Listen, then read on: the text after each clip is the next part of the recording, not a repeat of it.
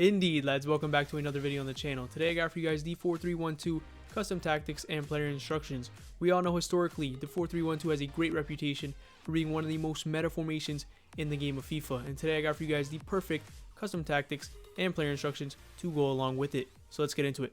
Alright, so today we are only going to be focusing on the 4-3-1-2 formation alone. Defensive style balanced with 35, depth 50. These three right here is what I like to keep for all my formations and all my tactics that I use this year.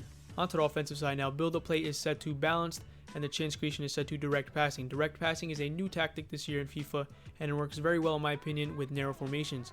And the 4-3-1-2 is a narrow formation, so let's get into some clips now and I'll show you how the direct passing works with this formation. Building up in the 4-3-1-2 guys, your center mid is going to run the show. As you can see on the screen now, Frankie de Jong, the center mid in this case, creating a lot, getting involved, and as you can see he plays the outside center mid who makes that third man run from the midfield. And in this formation you're going to see a lot of those runs and you have to look out for it because they are very overpowered. Also, play a lot of R1X driven passes into your striker. As you see there, they are very overpowered as well. Being that this is a narrow formation, it is easy to build up very quick. Chance creation set on direct passing, as you can see, gives a lot of direct opportunities, especially with the narrow formation. As I said before, it's very easy to R1X driven pass into your striker and get going very quick. As you can see here, I'm going forward a lot. I'm not really pulling the ball back. I'm not trying to go backwards. It's easy to go forward with this tactic on, and as you can see here, we get a good goal scoring opportunity, but it doesn't go our way in the end. Width is set to 50, players in box set to 5, very balanced these two. Corner kick set on 2 and free kicks on 1. These two right here, personal preference, do what you like with these, up to you. Onto the instructions now, both strikers are set to stay central and stay forward. I want them both pinned to my opponent's last defender, staying central in the middle of the field for any opportunities to counterattack or just to attack in general. And you'll see some clips here now how they really work well with the stay central and stay forward tactic on them. Both your strikers set on stay central and stay forward. You want to perform a lot of R1X driven passes into their feet. That's how you get them going in the attack. Perform a lot of give and goes. As you can see on the screen here, a lot of quick passes, give and go action. You want to do a lot of those. They sit in these gaps here and they also interchange. As you can see, Benzema makes the run to pull the back line back and Son drops in to fill in that space there. Eventually you can turn and score a goal like that. So both your strikers will be working together.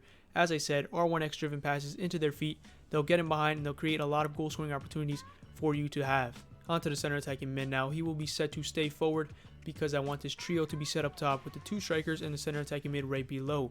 Mahrez in this case, he works very well with the two strikers because he interchanges sometimes, and I'll show you some clips now how that really works. He gets in behind a lot and gets involved a lot.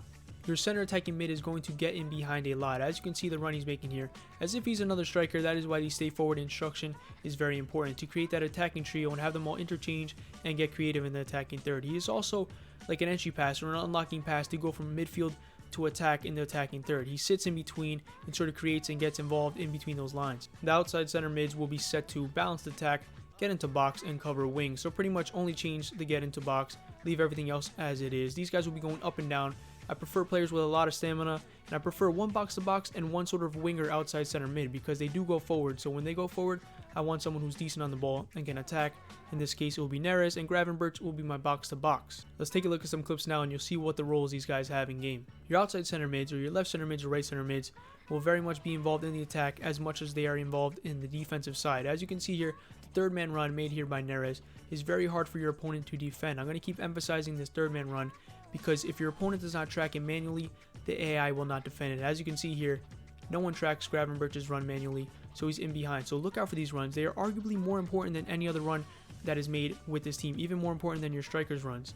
And as you can see here in this last clip, your center mids do get forward with the direct passing on that I mentioned before. The trailing run by Neres leads to a goal. Onto the center mid now. Almost like a center defensive mid, he will be set on stay back while attacking and cover center. This guy controls the game and just sits in the midfield. You might as well just get him a chair, put it in the middle of the field, and have him just sit there because that's what he does. That's bad jokes, but honestly, he has a very crucial role in game, so I want to get into some video and show you. As much as your center mid will sit in and defend, I want to show you guys the clip here of where he attacks and sort of initiates the defensive to offensive transition here. He gets involved a lot, so make sure to use him as he should be used and sort of control the game with him. Make sure to have a quality player in this position. Onto the back four, starting off with outside backs, they are set to stay back while attacking and overlap. Overlap is on because if they do decide to go forward or if you trigger them to go forward, they will give you width, being that this is a narrow formation. Center backs I do not touch, and the keeper I do not change as well. This is personal preference. If you want to change it, go ahead and do so. But guys, thank you so much for watching this video. I really do appreciate the support lately with all my videos.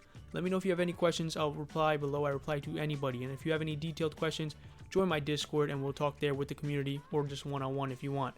Other than that, guys, take care.